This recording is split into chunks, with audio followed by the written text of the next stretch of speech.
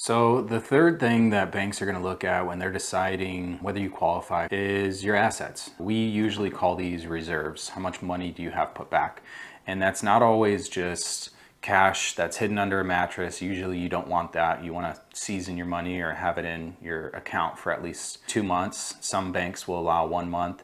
Some banks don't require any seasoning. What they'll look at is, can you get access to these funds? So let's say you have a large retirement or 401k, or you've got an insurance policy that's built up a ton of cash value, or one that you're trying to sell, or if you have stocks, bonds, treasuries, anything like that, or you just have money in the bank.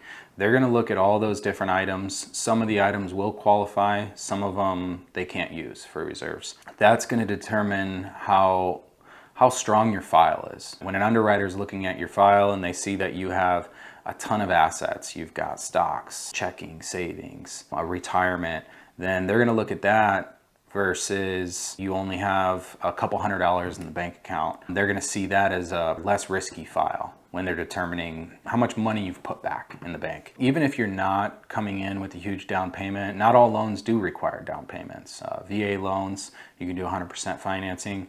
Certain construction loans, you can finance the property 100%. And sometimes you can get down payment assistance, grants, all that. So you're not always going to need to have a down payment, but there are other things that you're going to need to have money in the bank for, which is taxes. You'll have transfer taxes. You may end up paying to get the interest rate down a little bit.